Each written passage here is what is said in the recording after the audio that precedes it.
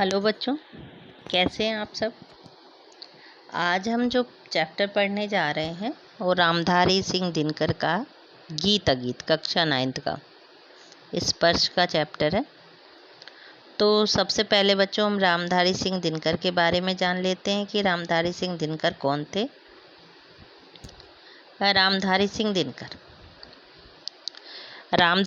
दिनकर का जन्म बिहार के मुंगेर जिले के सिमरिया गांव में 30 सितंबर को 1908 को हुआ था बच्चों।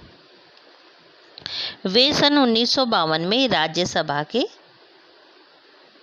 सदस्य मनोनीत हुए। भारत सरकार ने इन्हें पद्म भूषण सम्मान से अलंकृत किया। संस्कृति के 4 अध्याय पुस्तक पर दिनकर जी को साहित्य अकादमी पुरस्कार मिला। अपनी काव्य कृति उर्वशी के लिए इन्हें ज्ञानपीठ पुरस्कार,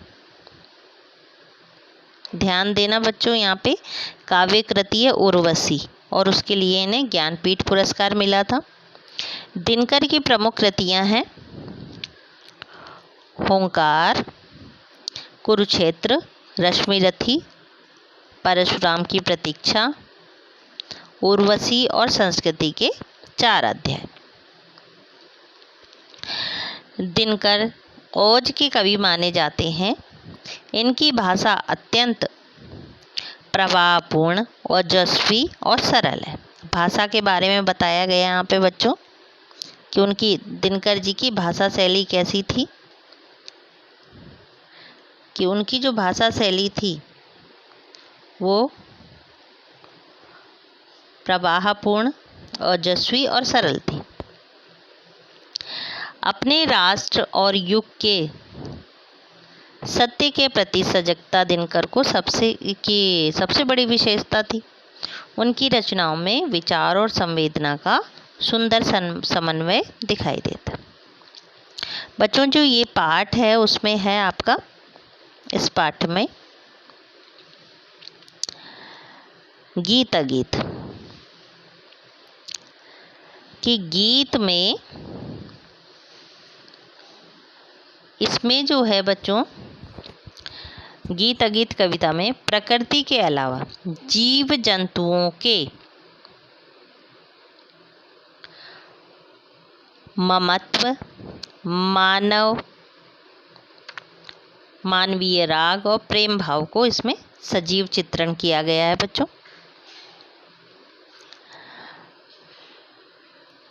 कवि को नदी के बहाव में गीत सुनाई देता है, सृजन जान पड़ता है और सुखी जो तोता तोती हैं उनके जो क्रियाएं हैं, कार्यकलाप हैं, उनमें भी कवि को गीत सुनाई देता। ऐसे ही आल्हा गाता हुआ ग्वाल बाल तो गीत गान में निमग्न दिखाई देता है। कवि का मानना है कि नदी और शुक गीत सृजन, गीत गान भले ही ना कर रहे हों, पर दरअसल वहाँ गीत का सृजन हो रहा है, यानी गीत गाया जा रहा है, गान भी हो रहा है। अब कवि की परेशानी यह है बच्चों कि उनका वह अगीत यानी जो गाया नहीं जा रहा है, महज इसलिए अगीत है, सुंदर है, या ग्वाल बाल द्वारा सस्वर यानी स्वर के साथ जो गाया जा रहा है वो सुंदर, उसी के बारे में इस पाठ में चर्चा की गई बच्चों। गीत अगीत चैप्टर है कि गीत अगीत कौन सुंदर, कि गाकर गीत विरह के तटनी वेगवती बहती जाती है, दिल हल्का कर लेने को उपलों से कुछ कहती जाती है। तट पर एक गुलाब सोचता, देते स्वर यदि मुझे विधाता, अपने पतझड़ के सपनों का मैं भी जग को गीत सुनाता। गा गा कर बह रही निर्झरी, पाटल मूक खड़ा तट पर है, गीत अगीत कौन सुंदर। बच्चों कुछ शब्द जान लेते हैं हम इसमें। जैसे यहाँ पे एक शब्द आया है तटनी। तटनी बच्चों नदी के दोनों जो किनारे होते हैं उनके बीच, दोनों तटों के बीच बहने वाली नदी, उसे तटनी कहती। वेगवती यानी तेज गति से या तेज बहाव से। उपलों, उपलों मीन्स बच्चों किनारों, जो नदी के दोनों किनारे होते हैं। तट, तट मीन्स भी बच्चों किनारा होता है। स्वर, स्वर यानी आवाज, सुर भी कह सकते हैं। विधाता, विधाता यहाँ भगवान को कहा जा रहा है, ईश्वर को कहा जा रहा है, ब्रह्मा को कहा जा रहा है। निर्झरी, निर्झरी मीन्स झरना या नदी। पाटल, पाटल बच्चों गुलाब होता है। मूक यानी चुप, शांत। अगीत यानी जो गाया ना गया। अब प्रस्तुत पद्यांश में कवि जो है पूछता है गीत और अगीत दोनों में से कौन सबसे अच्छा है। गीत जिसे लोगों ने सुना है, या अगीत जो मन में ही दबकर उसके भाव रह जाते हैं, जिसे हम गा नहीं सकते, यानी मन के भाव हैं वो, लेकिन वो किसी के सामने हम प्रस्तुत नहीं कर सकते, गा नहीं सकते। यानी कवि कहता है कि नदी अपने विरह के गीत गाती हुई तेज गति से बहती जाती। नदी पुराने समय से ही, चिरकाल से, यानी अनंत, पिछले बहुत अनंत समय से ही समुद्र में नहीं मिल सकी और उसे सागर से मिलने जाना है।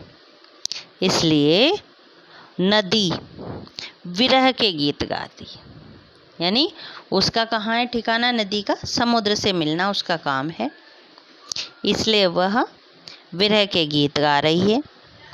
और अपने विरह के दुखों को वह किनारों से इसलिए बताती है जिससे उसका जी हल्का हो जाए, मन हल्का हो जाए। यानी जैसे अपने दुख कोई से भी होते हैं बच्चों, तो किसी के सामने यदि हम कह देते हैं तो हमारा जी हल्का हो जाता है। उसी नदी के तट पर एक गुलाब अपने मन में सोच रहा है कि यदि ईश्वर उसे भी बोली प्रदान करते, यानी बोलने का गुण प्रदान करते, तो वो भी अपने पतझड़ के समय में जब उसकी पत्तियां झड़ जाती हैं, उस समय के बारे में वो सबको बताता और इस संसार को गीत के रूप में सुनाता। वह भी लोगों को अपनी भावनाओं से अवगत कराता। इसलिए कवि कह रहा है कि गाया हुआ सुंदर है कि बिना गाया हुआ सुंदर। नेक्स्ट पैराग्राफ है बच्चों कि बैठा सुख उस घनी डाल पर जो खोते पर छाया देती, पंख फुला नीचे खोते में सुखी बैठ अंडे है सेती। गाता सुख जब किरण बसंती, छूती अंग पर्ण से छनकर, किंतु सुखी के गीत उमड़कर रह जाते सस्नेह में सनकर। गूंज रहा सुख का स्वर वन में, फूला मग्न सुखी का पर है, गीत अगीत कौन सुंदर। अब बच्चों इसके समझ लेते हैं हम। सुख तोते को कहते हैं,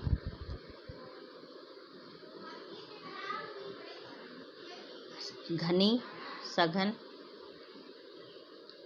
खोते यानी घोंसले को कहा गया है यहाँ पे बच्चों। सुखी, सुखी तोते को कहा गया है। अंडे सेना यानी पक्षी अपने पंखों को फुलाकर अंडों को गर्मी प्रदान करते हैं। उनके ऐसा बार बार करने से अंडों से क्या होता है बच्चों, बच्चे निकल आते हैं। पर्ण मीन्स पत्ता होता है। छनकर यानी गुजर कर। स्नेह यानी प्यार। सनकर यानी लिपट कर। मग्न, मग्न मीन्स खुश या प्रसन्न। पर मीन्स पंख। इस काव्यांश में कवि कहता है कि प्रकृति के साथ ही जीव जंतुओं में भी बच्चों ममत्व होता है। कवि को सुख और सुखी के कार्यकलापों में भी गीत सुनाई देता है। कवि कहता है कि तोता वृक्ष की उस घनी डाल पर बैठा है जो उसके घोंसले को धूप से बचाकर छाया प्रदान करती है।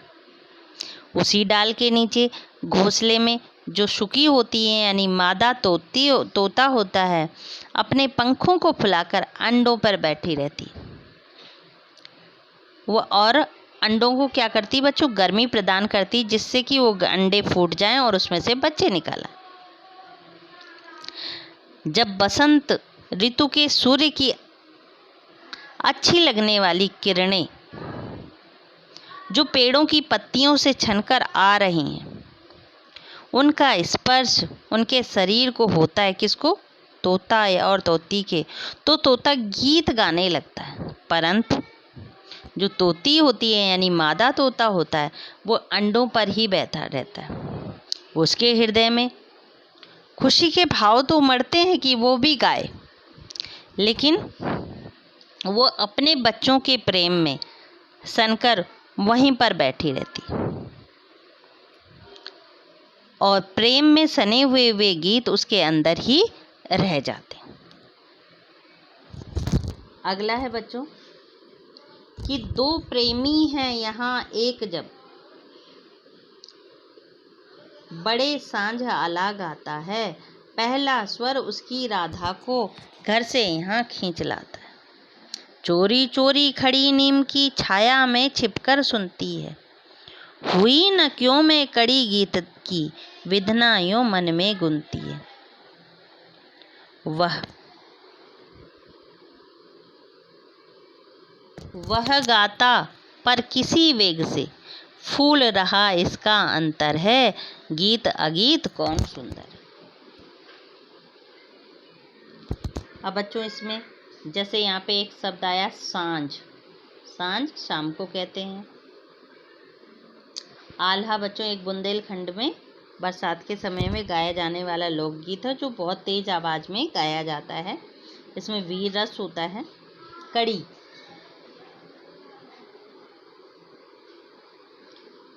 कड़ी मीन्स बच्चों छंद को कहते हैं। विधना यानी भगवान या भाग्य विधाता।